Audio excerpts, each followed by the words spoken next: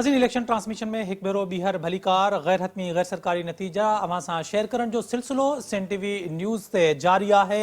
मुख़्तलिफ़ सूबाई ऐं क़ौमी असैम्बली ते जेके गैर हतमी गैर सरकारी नतीजा असांखे मिली रहिया आहिनि अवां सां शेयर कयूं पिया। हिते पॉलिटिकल एनालिस्ट अली अब्बास मूं सां गॾु मौजूदु हूंदा ऐं फयाज़ कुरैशी साहब सीनियर सहाफ़ी तजिया निगार।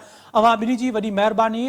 असां मुख़्तलिफ़ वक़्तनि में जेके असां वटि रिज़ल्ट ईंदा असां उन ते तजियो बि कंदा रहंदासीं। सभिनी खां पहिरियां असां गैर हतमी गैर सरकारी नतीजनि तरफ़ हलूं था। सभिनी खां पहिरियां टंडो अलहयार जो जेकॾहिं ज़िक्र कजे त NA 217 जे ॿिनि पोलिंग तां राहीला मक्सी कामयाब थी आहे। GDA उम्मीदवार राहीला मक्सी 619 वोट खणी कामयाब थी आहे। गैर हतमी गैर सरकारी नतीजा अवां सां शेयर कयूं पिया। NA 217 ते पाकिस्तान पीपल्स पार्टी जो उम्मीदवार ज़ुल्फ़कार सत्तार बचाणी 443 वोट खणी पोइते आहे, जॾहिं त GDA उम्मीदवार राहीला मक्सी 619 वोट खणी अॻिते आहे। गैर हतमी गैर सरकारी नतीजा अवां सां शेयर कयूं पिया। टंडो अलहयार क़ौमी असैम्बली जो तक NA 217 GDA उम्मीदवार राहीला मक्सी 619 वोट खणी अॻिते आहे, जॾहिं त पीपल्स पार्टी उम्मीदवार ज़ुल्फ़कार सत्तार बचाणी 443 वोट खणी ॿिए नंबर ते आहे। PS 58 ते वरी पीपल्स पार्टी जो ज़िया अब्बास शाह अॻिते आहे, जॾहिं त ज़िया अब्बास शाह 208 ऐं राहीला मक्सी 204 वोट हासिल कया आहिनि। गैर हतमी ऐं गैर सरकारी नतीजा अवां सां शेयर कयूं पिया। PS 58 ते सैयद ज़िया बादशाह 208 वोट ऐं राहीला मक्सी 204 वोट हासिल कया आहिनि। गैर हतमी गैर सरकारी नतीजा अवां सां शेयर कयूं पिया। मुख़्तलिफ़ तकनि ते चोटी जा मुक़ाबला हिन वक़्त ताईं जारी आहिनि। जेके नतीजा अची रहिया आहिनि उन्हनि मुताबिक़ PS 58 ते सैयद ज़िया बादशाह पाकिस्तान पीपल्स पार्टी जो उम्मीदवार 208 वोटनि सां अॻिते आहे, जॾहिं त GDA उम्मीदवार राहीला मक्सी 204 वोटनि सां ॿिए नंबर ते आहे। PS 59 ते पीपल्स पार्टी जो इमदाद पिताफ़ी 456 वोट खणी अॻिते आहे। गैर हतमी ऐं गैर सरकारी नतीजनि मूजिबि टंडो अलहयार जो तक आहे। PS 59 जिनजा गैर हतमी ऐं गैर सरकारी नतीजा अवां सां शेयर कयूं पिया, जिथे पाकिस्तान पीपल्स पार्टी जो उम्मीदवार इमदाद पिताफ़ी 456 वोट खणी अॻिते आहे, जॾहिं त GDA उम्मीदवार मोहसिन मक्सी 176 वोट खणी ॿिए नंबर ते आहे। गैर हतमी गैर सरकारी नतीजा टंडो अलहयार जा अवां सां शेयर कयासीं। नवाबशाह जो तक आहे। PS 38 जी पोलिंग स्टेशन आहे, जिते पाकिस्तान पीपल्स पार्टी उम्मीदवार गुलाम कादिर चांडे 444 वोट हासिल कया आहिनि, जॾहिं त संदसि मुक़ाबले में बीठल सैयद ज़ैन शाह रुगो 66 वोट हासिल करे सघियो आहे। गैर हतमी गैर सरकारी नतीजा शहीद बेनज़ीराबाद जो तक PS 38 जिते पाकिस्तान पीपल्स पार्टी जो उम्मीदवार गुलाम कादिर चांडियो 444 वोट हासिल करे पहिरें नंबर ते आहे, जॾहिं त संदसि मुक़ाबले में सैयद ज़ैन शाह रुगो 66 वोट हासिल करे सघियो आहे। गैर हतमी गैर सरकारी नतीजा अवां सां शेयर कयूं पिया। बुलड़ी शाह करीम PS 67 जी हिकु वधीक पोलिंग तां पीपल्स पार्टी कामयाब थी आहे।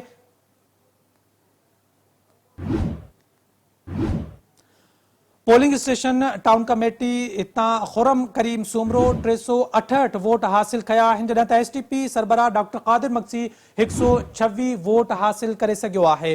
गैर हतमी गैर सरकारी नतीजा PS 67 ते पाकिस्तान पीपल्स पार्टी जो उम्मीदवार खुरम करीम सूमरो 368 वोट हासिल करे अॻिते आहे, जॾहिं त STP सरबराह डॉक्टर कादिर मक्सी 126 वोट हासिल करे ॿिए नंबर ते आहे।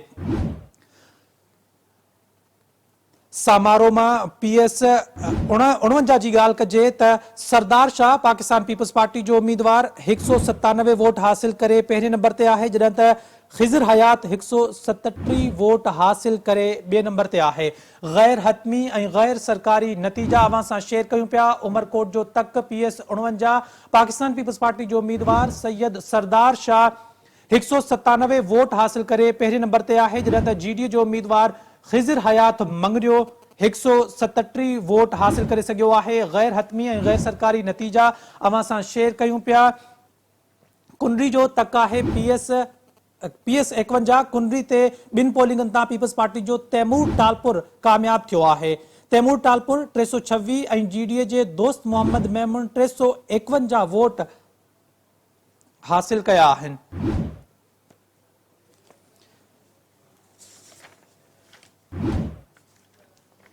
गैर हतमी गैर सरकारी नतीजा अवां सां शेयर कयूं पिया। ही गैर हतमी ऐं गैर सरकारी नतीजा जीअं असांखे हासिल थियनि था अवां सां शेयर कयूं पिया। एन ए 222 जा गैर हतमी ऐं गैर सरकारी नतीजा अवां सां शेयर कंदा हलूं त मीर गुलाम अली टालपुर पाकिस्तान पीपल्स पार्टी जो उम्मीदवार हिन में अॻिते आहे जेको 60 वोट खणी कामयाबी हासिल कई आहे, जॾहिं त मीर हुसैन बख्श टालपुर हिते पोइते आहे। एन ए 222 जा गैर हतमी ऐं गैर सरकारी नतीजा अवां सां शेयर कयूं पिया। मीर हुसैन बख्श टालपुर अॻिते आहे 60 वोट खणी अॻिते आहे, जॾहिं त मीर गुलाम अली टालपुर 60 वोट खणी अॻिते आहे, जॾहिं त मीर हुसैन बख्श टालपुर जेको आहे GDA जो उम्मीदवार उहो पोइते आहे। गैर हतमी गैर सरकारी नतीजा अवां सां शेयर कयूं पिया। एन ए 204 राणीपुर ते पाकिस्तान पीपल्स पार्टी उम्मीदवार जावेद शाह 436 वोट खणी अॻिते आहे। एन ए 204 ते GDA उम्मीदवार मौज़म अब्बासी 253 वोट खणी सघियो आहे। गैर हतमी ऐं गैर सरकारी नतीजा खैरपुर में क़ौमी असम्बली जो तक एन ए 204 पाकिस्तान पीपल्स पार्टी जो उम्मीदवार सैयद जावेद शाह जीलानी अॻिते आहे 436 वोटनि सां, जॾहिं त GDA उम्मीदवार मौज़म अब्बासी 253 वोटनि सां पोइते आहे। गैर हतमी गैर सरकारी अॻिते जेके नतीजा अवां सां शेयर कयूं पिया। खैरपुर जो तक PS 26 जिते पाकिस्तान पीपल्स पार्टी जो उम्मीदवार क़ाइम अली शाह 169 वोट खणी अॻिते आहे, जॾहिं त GDA उम्मीदवार इमाम बख्श पुलपोट्रो 29 वोट हासिल करे सघियो आहे। गैर हतमी गैर सरकारी नतीजन जो सिलसिलो जारी आहे। PS 26 ते क़ाइम अली शाह अॻिते हुयो। PS 3 ते GDA उम्मीदवार ख़ालिद शेख 318 वोट खणी अॻिते आहे। गैर हतमी ऐं गैर सरकारी नतीजा अवां सां शेयर कयूं पिया। PS 3 ते पीपल्स पार्टी उम्मीदवार नईम खरल 847 वोट खणी अॻिते आहे, जॾहिं त PS 3 ते GDA उम्मीदवार ख़ालिद शेख 318 वोट खणी 3 नंबर ते आहे।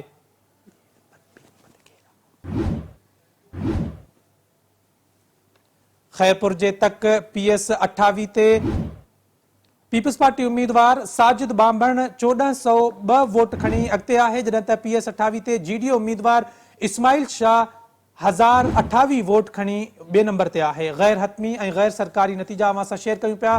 खैरपुर जो सूबाई तक PS 28 जिते पाकिस्तान पीपल्स पार्टी जो उम्मीदवार साजिद हुसैन बांबण जेको आहे 1402 वोटनि सां अॻिते आहे, जॾहिं त PS 28 ते GDA उम्मीदवार इस्माइल शाह 1028 वोट खणी 2 नंबर ते आहे। गैर हतमी गैर सरकारी नतीजा अवां सां शेयर कयूं पिया। एन ए 222 ते पीपल्स पार्टी उम्मीदवार गुलाम अली टालपुर 850 वोट खणी अॻिते आहे, जॾहिं त एन ए 222 ते GDA उम्मीदवार मीर हुसैन बख्श टालपुर 60 वोट खणी सघियो आहे।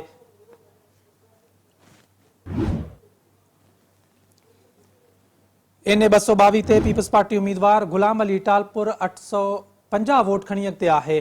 गैर हतमी गैर सरकारी नतीजा गोलाट चीमा PS 72 ते पीपल्स पार्टी उम्मीदवार इस्माइल राहू 338 वोट खणी सघियो आहे, जॾहिं त PS 72 ते GDA उम्मीदवार 290 वोट खणी 2 नंबर ते आहे। गैर हतमी ऐं गैर सरकारी नतीजा अवां सां शेयर कयूं पिया। PS 72 जा जिते पाकिस्तान पीपल्स पार्टी जो उम्मीदवार इस्माइल राहू 338 वोट खणी 1 नंबर ते आहे, जॾहिं त PS 72 ते GDA उम्मीदवार 290 वोट खणी सघियो आहे। ही गैर हतमी ऐं गैर सरकारी नतीजा अवां सां शेयर कयूं पिया।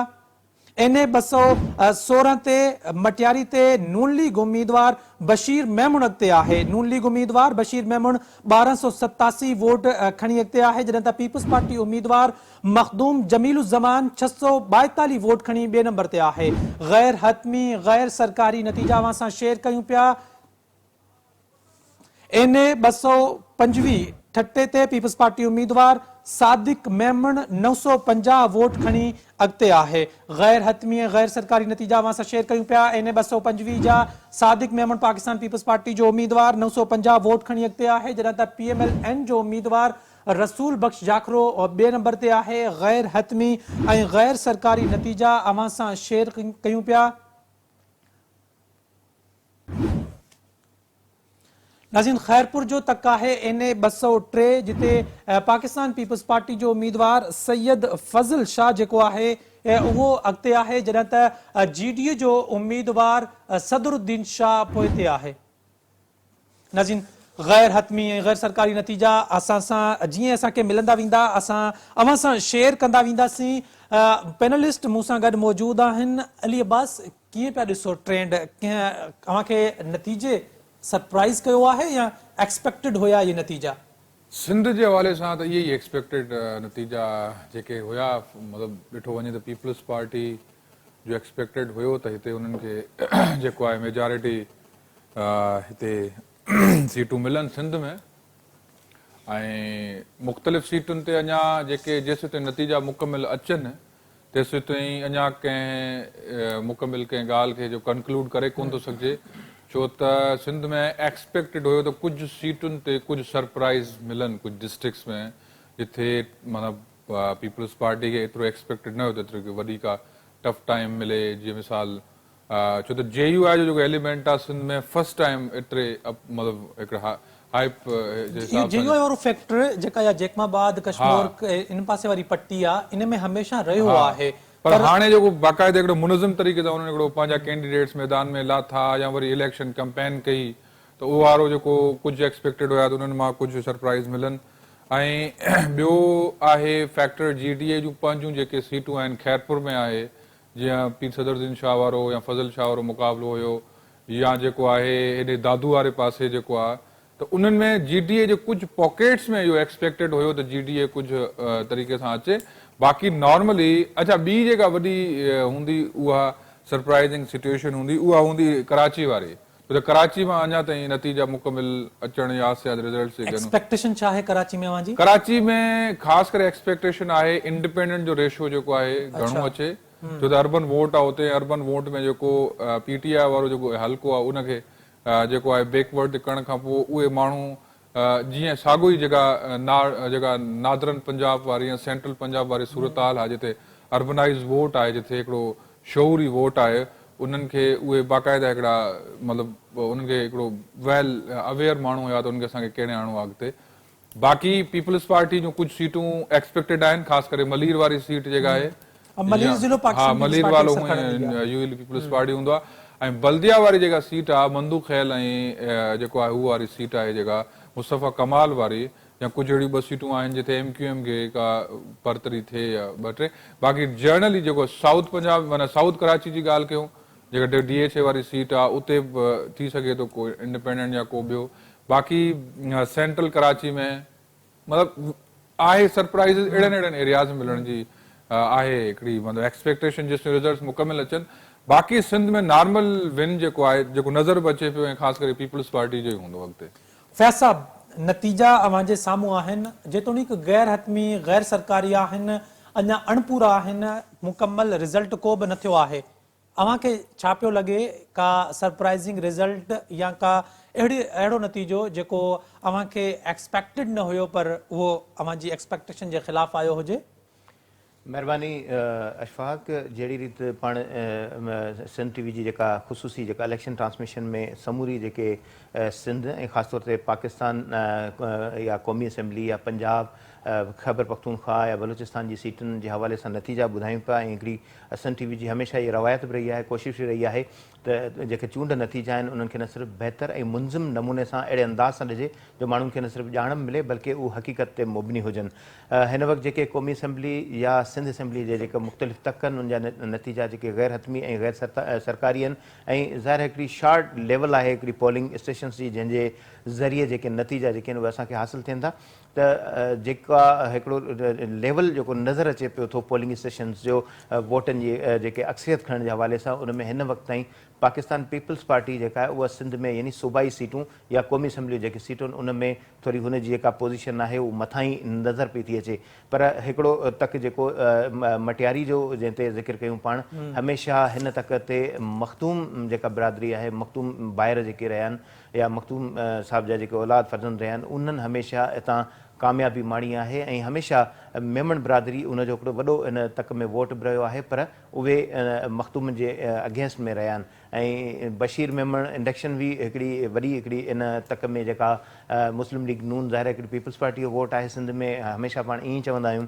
ऐं ॿियो पीपल्स पार्टी जो मुखालिफ़ वोट आहे, त मुखालिफ़ वोट में GDA बि अचे थी, अहिड़ी तरह सां नून लीग बि अचे थी, या ॿियूं पार्टियूं बि अचनि थियूं। पर हिन वक़्तु GDA, नून लीग ऐं MQM या जेके समूरी पार्टियूं आहिनि उहे हिन वक़्तु इतादी आहिनि। ऐं इवन JUI बि जेका पीपल्स पार्टी मुखालिफ़ इताद जो हिसो बणियल आहे। मौलाना साहिबु मथीं सतह ते इक़्तिदार में पीपल्स पार्टी सां PDM में बि इतादी रहियो आहे, पर जॾहिं चूंड जो मैदान ईंदो आहे त पाकिस्तान पीपल्स पार्टी हमेशह अकेले सिर जेका चूंड विढ़ंदी आहे, इहा दावा कंदी रही आहे। ऐं इहो साबित बि कयो आहे त हू समूरियुनि पार्टियुनि खां अकेले चूंड विढ़ंदी आहे। त पाण बशीर मेमन ऐं मखदूम जमील ज़मा जे जेके हिन वक़्त ताईं जेके नतीजा ॾिठा आहिनि, उन में नून लीग खे जेका सरसी नज़र अचे पई थी, इहो हिकिड़ो हिन वक़्त ताईं ज़ाहिर अञा चूंड जो नतीजो मुकमल थियण में वॾो वक़्तु लॻंदो, कलाकनि जा इंतज़ार करणा पवंदा अञा। त जेका बशीर मेमन जी जेका एंट्री नज़र अचे थी उहा इन 217 ते राहिला मगसी अॻिते पई वञे पीपल्स पार्टी खां। अव्हांखे लॻे थो त इहो ट्रेंड जेको आहे इहो कंटिन्यू रहंदो बाक़ी पोलिंग स्टेशन ते, या सिर्फ़ का मखसूस पोलिंग स्टेशन जो नतीजो आयो आहे इन जे करे असांखे लॻे थो त उते ही राहिला मगसी जो पंहिंजो को एरिया आहे या पंहिंजी पोलिंग स्टेशन आहे इन जे करे, या अव्हांखे लॻे थो हिते को सरप्राइज़ अची सघे थो?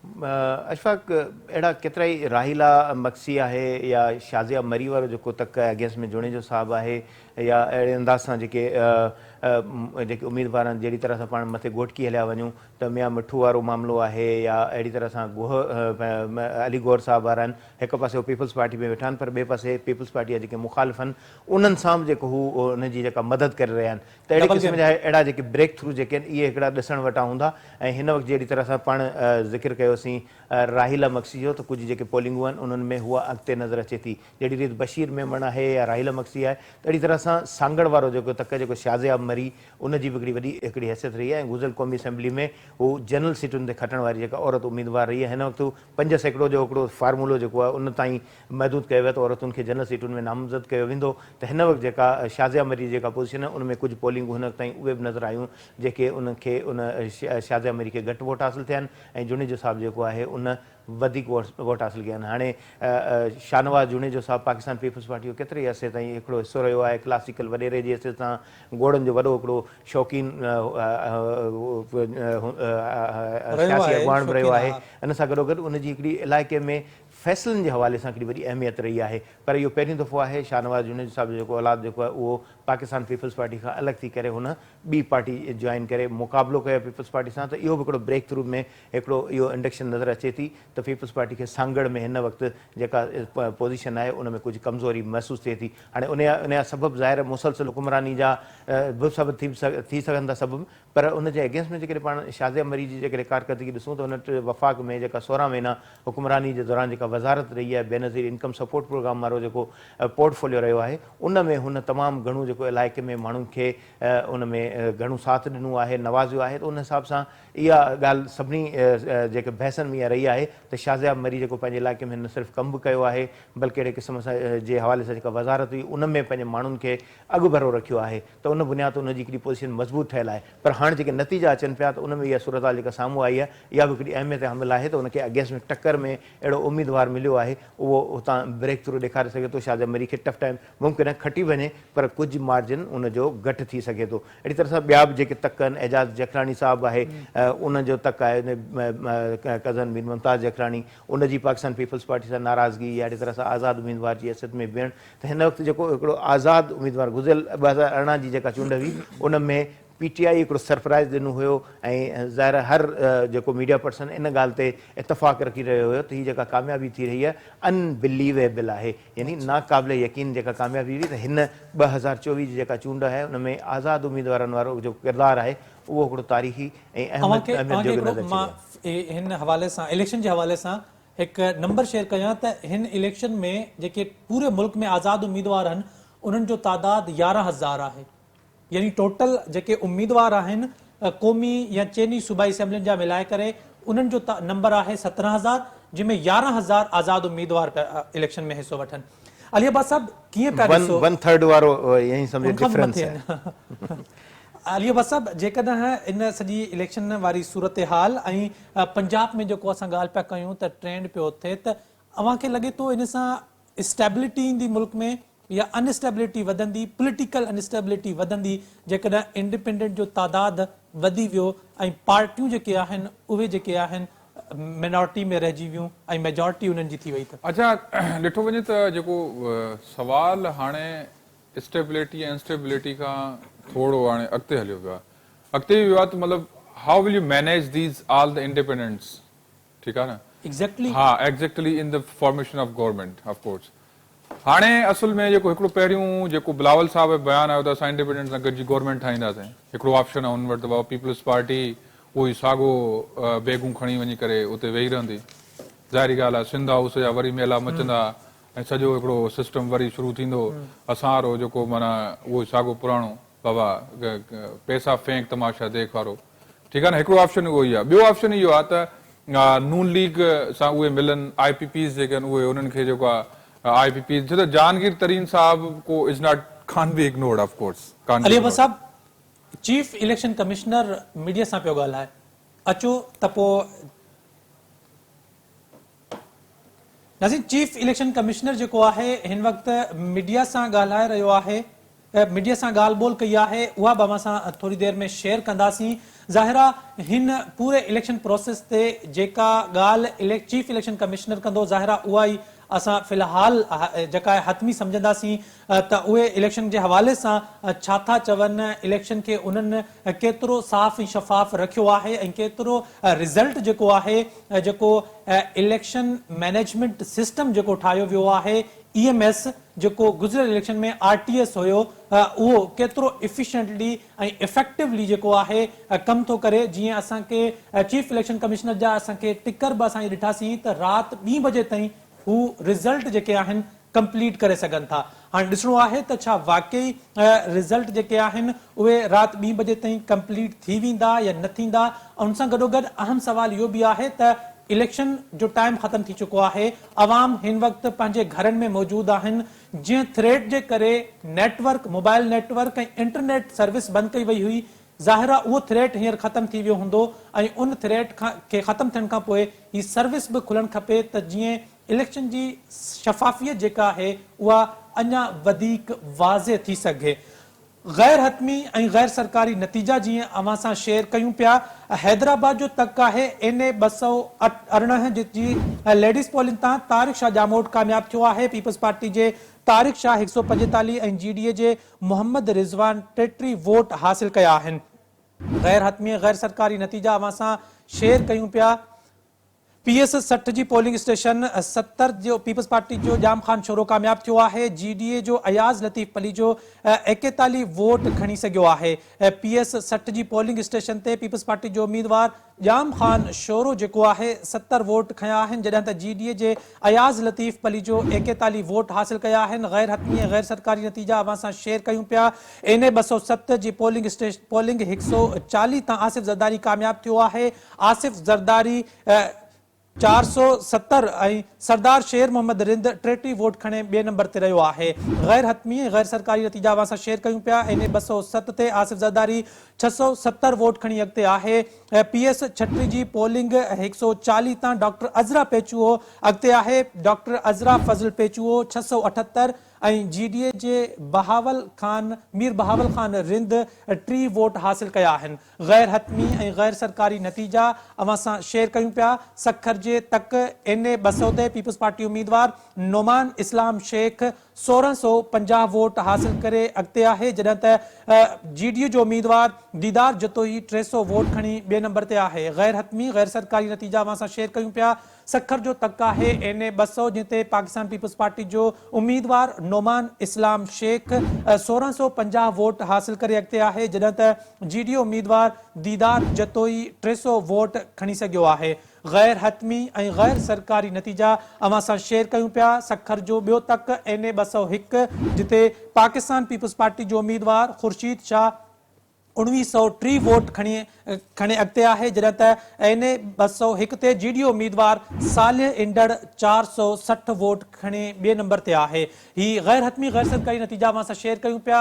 क़ौमी असेंबली जो तक NA 201 जिते पाकिस्तान पीपल्स पार्टी जो उम्मीदवार ख़ुर्शीद शाह 1930 वोटनि सां पहिरें नंबर ते आहे, जॾहिं त NA 201 ते GDO उम्मीदवार सालिह ईंदड़ 460 वोटनि सां ॿिए नंबर ते आहे। गैर हतमी गैर सरकारी नतीजा अवां सां शेयर कयूं पिया। PS 25 ते पीपल्स पार्टी उम्मीदवार सैयद नासिर शाह 1140 वोट खणी पहिरें नंबर ते आहे, जॾहिं त PS 25 ते GDO उम्मीदवार अमीर बख्श महर 80 वोट हासिल करे सघियो आहे। गैर हतमी गैर सरकारी नतीजा अवां सां शेयर कयूं पिया।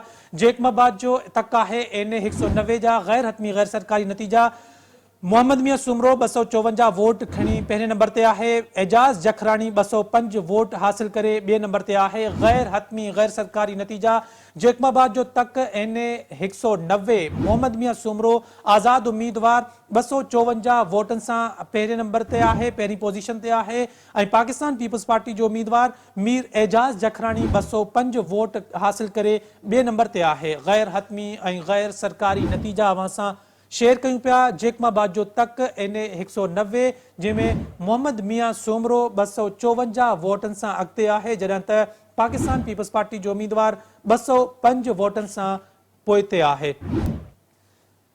PS 1 जेकमाबाद जी पोलिंग स्टेशन 109 ते पाकिस्तान पीपल्स पार्टी जो उम्मीदवार शेर मोहम्मद मुगेरी 278 वोटनि सां अॻिते आहे, जॾहिं त आज़ाद उम्मीदवार अब्दुल रज़ाक खान 124 वोटनि सां ॿिए नंबर ते आहे। गैर हतमी गैर सरकारी नतीजा जेकमाबाद जे तक PS 1 जा, जंहिंमें शेर मोहम्मद मुगेरी अॻिते आहे। कश्मीर जो तक आहे NA 191 जिते पाकिस्तान पीपल्स पार्टी जो उम्मीदवार अली जान मज़ारी गुड्डू जी पोलिंग स्टेशन नंबर 134 ते 262 वोट हासिल करे अॻिते आहे, जॾहिं त JUI जो उम्मीदवार शाहज़ैन खान 66 वोट खणी ॿिए नंबर ते आहे। गैर हतमी ऐं गैर सरकारी नतीजा अवां सां शेयर कयूं पिया।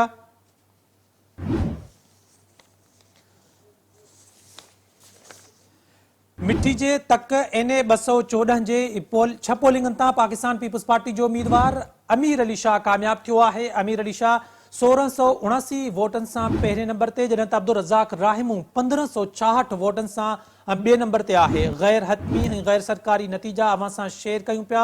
पाकिस्तान पीपल्स पार्टी जो उम्मीदवार अॻिते आहे। PS 52 जी 6 पोलिंगनि तां पाकिस्तान पीपल्स पार्टी जो उम्मीदवार दोस्त मोहम्मद राहिमू अॻिते आहे।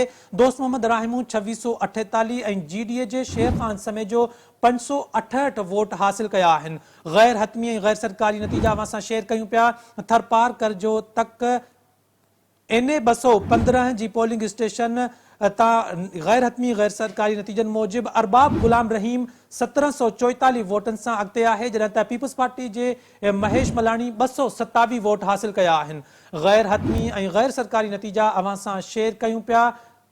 PS 54 ते पाकिस्तान पीपल्स पार्टी जो फ़कीर शेर मोहम्मद 934 वोट हासिल करे अॻिते आहे, जॾहिं त GDA जो उम्मीदवार ॿी पोज़ीशन ते आहे। हीअ गैर हतमी गैर सरकारी नतीजा अवां सां शेयर कयूं पिया।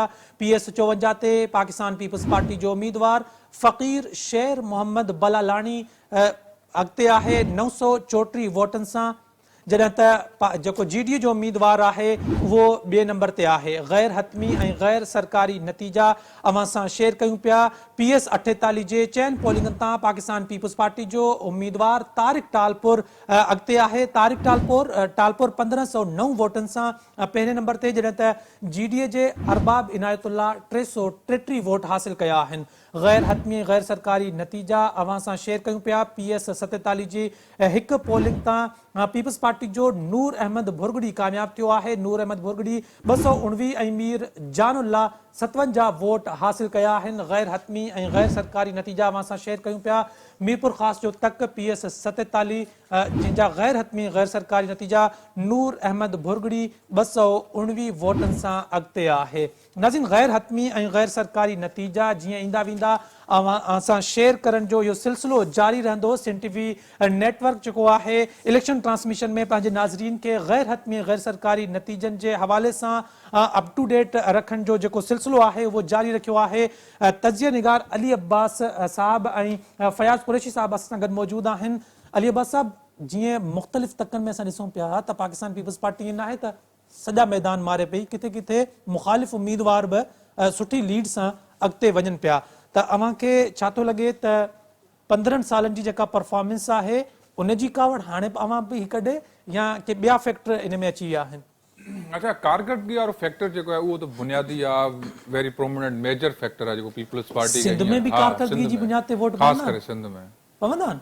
बिल्कुलु पवंदा। ऐं इन में जेको वॾो फैक्टर अशफाक रहियो आहे न उहो इहो आहे त जेको पीपल्स पार्टी जेको एंटी वोट आहे न उहो हमेशह ऑर्गेनाइज़ तरीक़े सां नथो अचे, उहो को डिस्पर्स्ड आहे। माना तव्हां ॾिसंदो त हाणे JU वारो जेको फैक्टर आहे, हालांकि जेकॾहिं JU आहे त हितां जी हुनजी पंहिंजी GDA जी, पर उन में पोइ बि घणा आज़ाद उम्मीदवारनि बिरादरनि में या टोटल हिकिड़ो वोट खे डिस्पर्स कयो थो वञे।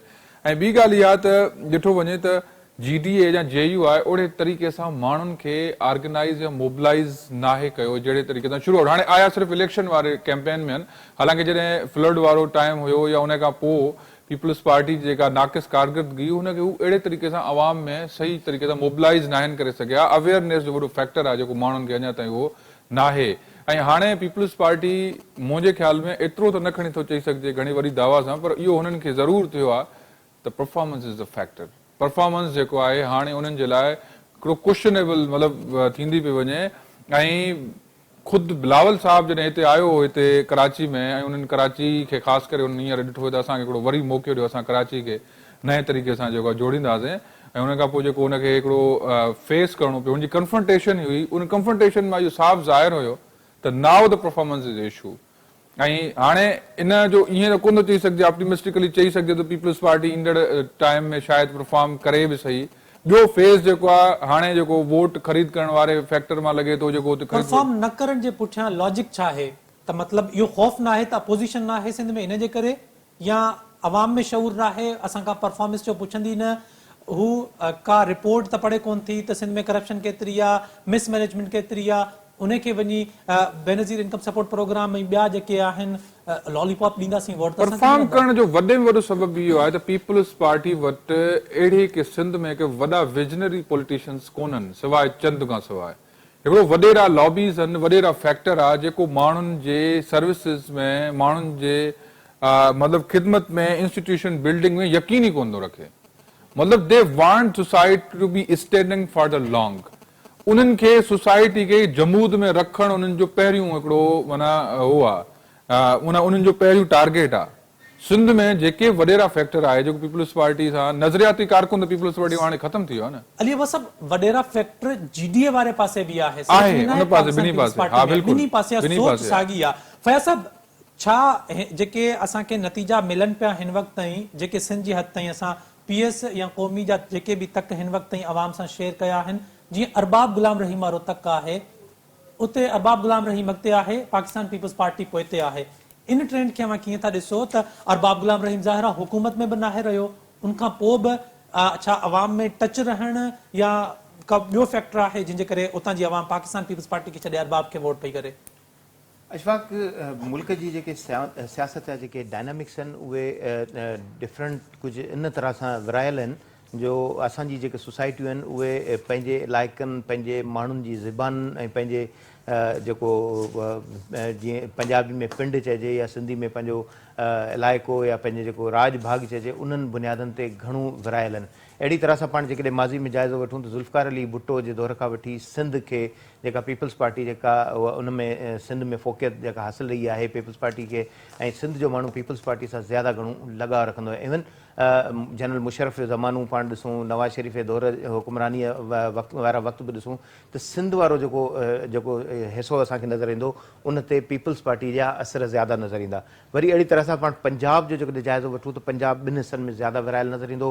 हिकिड़ो सेंट्रल पंजाब वारो जेको इलाइक़ो आहे, वसेब वारो पाण इलाइक़ो सराइकी बेल्ट चवंदा आहियूं, उन ते पीपल्स पार्टी जो होल्ड घणो रहियो आहे। सराइकी इलाइक़े में पीपल्स पार्टी घणी जेको रखंदी आहे पंहिंजी अहमियत। अहिड़ी तरह सां मथां ई पंजाब वारो जेको इलाइक़ो आहे उन में नवाज़ शरीफ़ या पंजाबी फैक्टर या माज़ी में इहो नारो बि लॻंदो रहियो जाग पंजाबी जाग वारो, या अहिड़े क़िस्म जा नवाज़ शरीफ़ सां पंहिंजी एफिलेशन एक्सपेक्टेशन रखंदड़ जेके माण्हू उहो उन्हनि खे वोट कंदा आहिनि। वरी अहिड़ा हिन मौजूदा जेके 2018 वारी जेका चूंड आहे उन में KPK वारो इलाइक़ो पुख्तून बेल्ट जेको माज़ी में ANP या मौलाना साहब या MMA उन्हनि सां सुलाड़ियल रहियो, त उन्हनि 2 टेन्योर मुसलसिल जेको PTI खे सपोर्ट कई आहे। हालांकि ये नेचर ना है KPK जे अवाम जी त हू कंहिंखे 5 साल ॾियनि ऐं वरी उनखे रिपीट बि कनि। ॾिसो अशफाक, तव्हां जेकॾहिं मासिस में ज़ाहिर पाण उहे सहाफ़ी आहियूं जेके हेठां जी सतह जे माण्हुनि ताईं रसद बि रखंदा आहियूं ऐं मथां जी सतह जे माण्हुनि ताईं पाण पहुच रखंदा आहियूं, त पंहिंजो ॿिन्ही तबक़नि सां हिकिड़ो वेझड़ाई जो वास्तो रहंदो आहे। हिन वक़्तु तव्हां कराची जो पाण रुगो जाइज़ो वठूं, जेकॾहिं कराची जा इलाइक़ा उहे क्या माड़ी जिन में पंजाबी वोट घणो तव्हांखे नज़र ईंदो। पाण अक्सर इहो ज़िक्र कंदा आहियूं त नून लीग जी जेको वोट बैंक आहे हिननि इलाइक़नि में घणो, अहिड़ी तरह सां क़ाइदाबाद जा कुझु इलाइक़ा आहिनि। वरी क़ाइदाबाद में हिकिड़ो पुख्तून इलाइक़ो आहे जेके माज़ी में ANP सां सुलाड़ियल घणो हूंदो हुयो। अहिड़ी तरह सां वरी जेका एलिट क्लास आहे डिफेंस वारो उन पासे जेको उहो बि घणो रहियो आहे पंजाबी लाबी सां। पर वरी जॾहिं टर्न कयो आहे, PTI इंडक्शन कई आहे सियासत में, अॻु में 2 पार्टी सिस्टम घणो हूंदो हुयो, हिकिड़ो पीपल्स पार्टी ॿियो नून लीग घणो सियासत में रही आहे, त 3rd पार्टी जी जेका इंडक्शन थी उन में जेको पुख्तून वारो जेको हिकिड़ो पासो आहे उहो सॼो डाइवर्ट थी इमरान ख़ान न आयो। हिन वक़्तु कराची जे जेके पुख्तून इलाइक़नि में तव्हां जेकॾहिं जाइज़ो वठंदो त पठाणनि जो जेको हिकिड़ो तबिको हूंदो बचो उन्हनि जे वात ते इमरान साहब जी जेका हिमायत तव्हांखे नज़र ईंदी। त उहो हिकिड़ो जेको असांजी सियासत जे डायनामिक्स में इहे 3 जेके कल्चर जेके आहिनि उहे तमामु घणा आहिनि। हाणे उन्हनि 3 कल्चर्स खे जेको काउंटर करण जे लाइ हिन 2024 जी चूंडनि में जेको नओं जेको कल्चर असांखे नज़र आयो उहो आज़ादु उम्मीदवार जी हैसियत सां, यानी PTI खे टोड़ियो वियो या उन सां गॾु IPP जुड़ी, त उहे फैक्टर जॾहिं सभु डाइवर्ट थिया आहिनि त उन्हनि जा टुकड़ा उहो आज़ादु उम्मीदवारनि जी हैसियत सां हिकिड़ो साम्हूं नज़र आया आहिनि। ऐं अॼु जी जेका चूंड नतीजा जेका गैर हतमी ऐं गैर सरकारी नतीजा आहिनि उनमें कुझु जेके चंद पोलिंग स्टेशन जा नतीजा आया आहिनि उन मां हतमी नतीजो नथो कढी सघिजे, पर जेके साम्हूं नतीजा अचनि पिया उहो हिकिड़ो कल्चर नज़र अचे पियो, गुलदस्तो नज़र अचे पियो त हिन चूंडुनि में जेके खटण वारो ज़्यादातर तबिको आहे, हिकु पासे पीपल्स पार्टी आहे, ॿिए पासे नून लीग आहे, टे पासे IPP हुजे या काफ लीग हुजे या PTI हुजे, पर आज़ादु उम्मीदवार जहिड़ी तरह सां पाण 1/3 जो जेकॾहिं हिसो कढूं त हिकिड़ो हिसो पॉलिटिकल पार्टीज़ जे उम्मीदवारनि जी नज़र अचो ऐं 2 हिसा जेके आहिनि उहे आज़ादु उम्मीदवारनि जी नज़र अचनि था। त माना इहो हिकिड़ो नओं हिकिड़ो ट्रेंड जेको आहे उहो लॻे थो त मुतारिफ़ कराइण जो हिकिड़ो सिलसिलो उहो नज़र आयो ऐं ईंदड़ हुकुमरानी में इन जो हिकिड़ो वॾो असरु नज़र ईंदो। त इहो हिकिड़ी शइ नज़र आई आहे। ॿी ॻाल्हि, पाण जेकॾहिं सिंध ते मोटी अचूं, थरपारकर जे पासे अचूं त गुज़िरियल 3 चूंडुनि जो पाण जाइज़ो वठूं, शौकत अज़ीज़ जे दौर, अरबाब रहीम जे दौर खां पोइ पहिरियों दफ़ो जॾहिं पीपल्स पार्टी टर्न ओवर कयो ऐं अरबाब साहब जॾहिं पीपल्स पार्टी मुखालफ़त में ॻाल्हायो बेनज़ीर साहिब जे, त उन जे लाइ हिकिड़ी नफ़रत वारो हिकिड़ो लहजो बि नज़र आयो। सिंध असेंबली में बि उन जो नज़र आयो। पर हिन इलेक्शन में जेका हाणे हिन वक़्तु जेका मुख़्तलिफ़ पोलिंगनि जा जेके नतीजा साम्हूं अचनि पिया, अरबाब साहब जी जेका कुझु पोलिंगूं जेकॾहिं मथे नज़र अचनि थियूं, या त उहे उन इलाइक़े सां वास्तो रखंदड़ माण्हू आहिनि जिन में उनजी हिकिड़ी अक्सरियत आहे, या जीअं पाकिस्तान पीपल्स पार्टी जे हवाले सां पाण ज़िक्र पिया कयूं 15 साल को घटि अरसो न आहे परफॉर्मेंस कंहिंजी जाचण जे लाइ। छा मूंखे लॻे थो त हिन भेरे अगरि पाकिस्तान पीपल्स पार्टी सिंध असेंबली में कामयाबु थींदी त बिलावल भुट्टो उनखे मॉनिटर कंदो त मूंखे परफॉर्मेंस खपे, मूंखे जिथे जिथे शिकायतूं आहिनि उहे शिकायतूं सभु ख़तमु करे ॾियो ऐं मूंखे सिंध खे हिकु मॉडल करे ॾियो त मां ईंदड़ इलेक्शन में पंजाब ऐं ख़ैबर पख्तूनख्वा में, पंजाब बलोचिस्तान में उनखे पेश कयां त असां 5 सालनि में ही कयो आहे सूबे में, हाणे असां पूरे मुल्क में ही कंदासीं जेकॾहिं तव्हां वोट ॾियो। बिल्कुलु, ॾिसो न अशफाक साहब, इन ॻाल्हि ते बिलावल साहब जो जेको बयानु आहे उन ते संदसि जेके मुखालिफ़ जेके तबिका आहिनि उन्हनि ठठोलियूं कयूं आहिनि त बिलावल सिंध जहिड़ा बदतरीन जेके स्कूल आहिनि उहे पंजाब में बि ठाहींदो, सिंध जहिड़ो बदतरीन सिहत जो जेको निज़ाम आहे उहो पंजाब में बि ठाहींदो, ॿियनि सूबनि में बि ठाहींदो। पर पाकिस्तान पीपल्स पार्टी जी क़यादत जी जिते दावा आहे त उन्हनि 15 सालनि में सिहत जो निज़ाम बहितर कयो आहे, तालीम जो निज़ाम बहितर कयो आहे। फयाज़ साहब, ही इलेक्शन जो ट्रांसमिशन जो जेको सिलसिलो आहे उहो जारी रहंदो। हिते वक़्तु थियो आहे हेडलाइंस ब्रेक जो। हेडलाइंस खां पोइ इलेक्शन ट्रांसमिशन जो सिलसिलो जारी रखंदासीं।